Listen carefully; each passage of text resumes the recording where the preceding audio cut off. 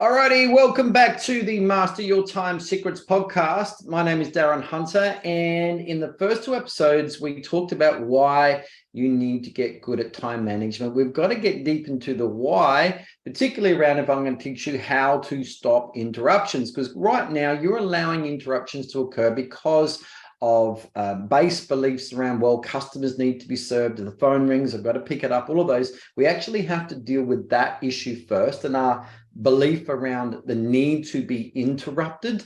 And once we deal with that, then we can go, okay, it is really, really important that we've got to have non-interruption time. So we really covered that in episode 1. Episode 2, I actually gave you some practical tips around how you can stop interruptions from occurring so you can have that 2 hours of silence or whatever a day where you can just get your work done. And I do know that in the amount of tasks that you could get done in 6 hours in a typical interrupted office environment could turn into 2 hours of task time if you just got rid of interruptions. We talked about what interruptions do. We talked about how they can really cause you problems if a mistake occurs or something's overlooked, because nothing is considered done in property management unless it's been done 100% correct. Otherwise, it's coming back at you in a mutated, horrible form, in conflict, in stress, when you have to go back and fix something that should have been done right in the first place and completely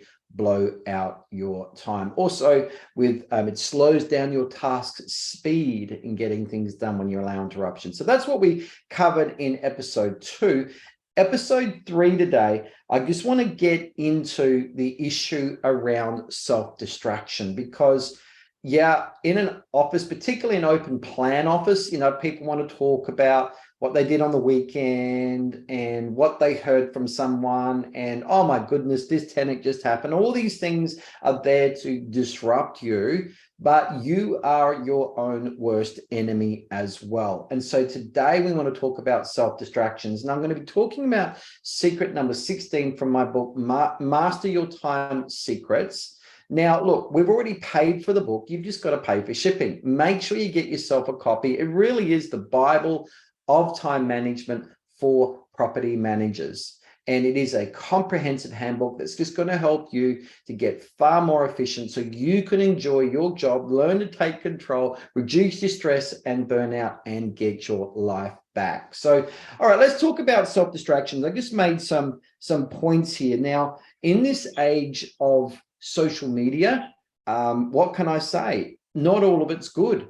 And particularly, today with, for example, with TikTok and all those fast videos where they're turning over every 30 seconds or 20 seconds in videos, that's carving your ability to focus up into 20 and 30-second increments. We used to say that a goldfish, our ability to concentrate, a goldfish, has the same ability. I can't even remember the saying now, but, a goldfish can actually focus longer than what we can now. And this is what's happened to our brains. A lot of cases, I haven't been able to watch a movie for a whole hour and a half or 2 hours at a time, but I used to. Why is that? Because my brain got carved up into 5 and 10 and 20-minute increments because of things like YouTube videos or online videos and all of those sort of things that has caused our brain to not be able to focus as good as what it could be. And so we've just got to be aware of that. We've got to remove the distractions. Now, on your phone, also when it comes to apps and things like that, every app, when you download it on your phone, is built automatically by default to want to distract you with bongs and ding dongs and banners and all of those sort of things. I always, whenever I load an app and it asks, to allow notifications, I always go, no, I won't allow notifications. If anything, it might be an icon on the badge, or a badge on the icon, I should say, so I can see there's a 1 there. I'm even careful with that because that can be distracting. But you've just got to first, let's stop your phone and, let's stop all distractions, because if you're doing your task and suddenly there's a message on Instagram or Messenger or whatever, who cares? If someone likes something and it sends you a bell, who cares? Let's stop all distractions and let's silence our phones. And even when you're in interruption mode, even just put your phone onto flight mode, so you're not going to be interrupted. But even so, just get rid of all the ding dongs and the bing bongs and the dong dongs and all of that stuff. You just don't need it. It's too distracting. Okay, then you've got to deal with yourself. So whether you put your phone into your drawer, into your bag, or something like that, and just get it from your desk, so you're not going to have that automatic default. Your arm reaches out, your elbow bends, and now your screen's at your face, and you're going to be checking to see your social platforms. Let's get serious about that. And stop it and get used to not looking at your phone or whatever for 1 or 2 hours or whatever, and do what you like outside of that, but make it a no-go during your non-interruption time. Okay. Now, also understand your brain, particularly with the things that I'm teaching you in this book, and what you will learn in our Master Your Time Academy if you join me there. That if you're going to be working efficiently and effectively in the way I'll teach you with you, well, it actually uses up a lot of brain power. So your brain can get exhausted after 2 hours of just tasks. And so you've got to learn to have breaks, particularly when you get into the afternoon, because you'll run out of brain power. You start to get very inefficient and fifth-faff around with your tasks, and you know you're not getting much done. You've got to be really careful around that. So breaks are really, really important in between tasks. Now, whether it's just getting up, going to the kitchen, getting yourself a coffee, having a break, go for a quick walk around the block, I don't know, but breaks are so important in between finishing tasks, because otherwise you're just going to start running out of brain energy, and then you start getting very unproductive. You know what it's like. You just start messing around. Nothing's getting done. You just got to have a break. Don't think that your brain should be in tasks. Just give yourself a break, all right? And then come back when your mind is refreshed, it's charged up that little bit more, and you can just get what you need done, all right? So please, you got to have breaks in between your tasks, particularly when you're using my daily task manager and you're following that process there. It's going to burn up a lot of brain energy. And that daily task manager is available in my book. Again, go to masteryourtimesecrets.com, get yourself the book, paid for the printing, you just got to pay for shipping. Okay, now also the time of day. So I know that my brain is ready to go in the morning. I'm a morning person. I love, and I can get up and get going at 7, 8 o'clock if I need to, and really, really burn it. But I know come late afternoon, I'm terrible. So, and particularly at night, my brain just doesn't work. You know, how does yours work? You know, a lot of people are either a morning or a night person or an afternoon person or whatever. But when it comes to your task time, get your task time, your non-interruption time done when your brain is just firing, okay? And that could be in the morning and do your tasks, or it could be the afternoon. But where your brain works the best is where you have that non-interruption time, okay? And look, please take a lunch break.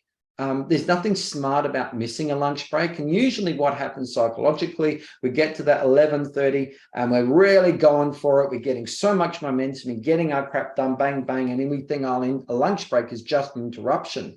Well, that's all good and well to think that way. And I'm just going to power through my lunch because I really don't need to take it. But what do you like come 3 o'clock in the afternoon? Does your brain stop?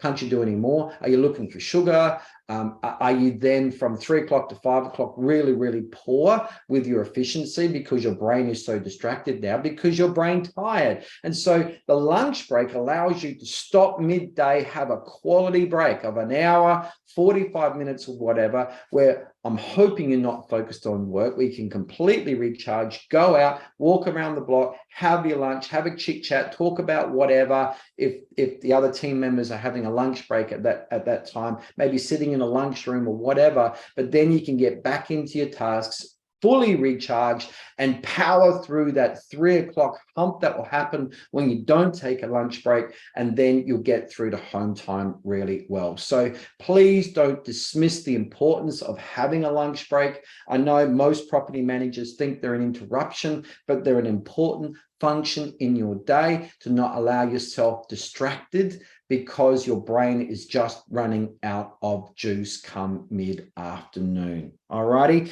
Now, I want you also just to shout out, come and join me in the Master Your Time Academy. It's part of our membership.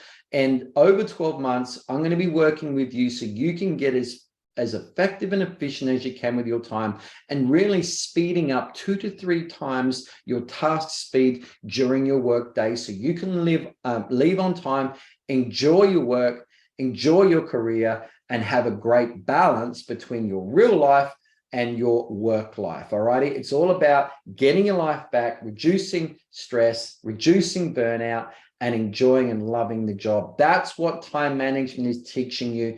And you can join that on the journey with me and Master Your Time Academy. So go to igtmembership.com. That's you and your team can join that. All righty. So if you're serious about time management, I look forward to seeing you there. And just a quick shout out for our sponsor, Inspection Manager.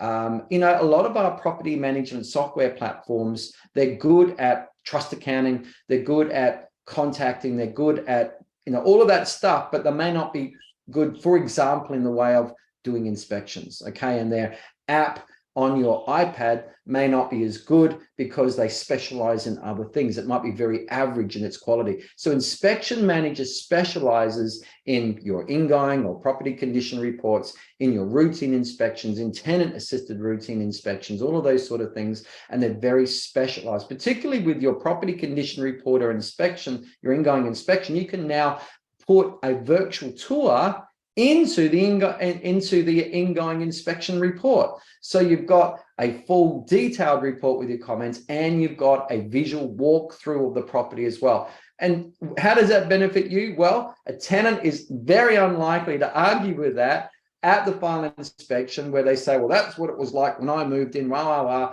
virtual tour is going to stop a lot of arguments, stop a lot of very painful and stressful trips to the tribunal to argue things, and it's going to solve things very quickly because the tenant is not going to argue with you, or argue with you a lot less when you've got a virtual tour, aside from your photos. All righty, so go and check it out. Go to inspectionmanager.com.au. Go and check it out and how it can help you to get better, more effective, more efficient in your very important role as a property manager. So I just want to thank you so much for joining me today. And I'm going to continue on with overcoming and stopping interruptions. In our next podcast episode, I'm going to talk to you about taking time control with appointments that have the ability to blow your time out of the water, particularly with blow-in appointments. They're the ones that come into your office with no appointment whatsoever. How to deal with those quickly. So a real simple hack, something at the end of that podcast episode is going to change your life. Really simple thing that you can do to take control. That's what I'm going to teach you in episode 4. Thanks so much for your time, everyone. Take care, and we'll see you there.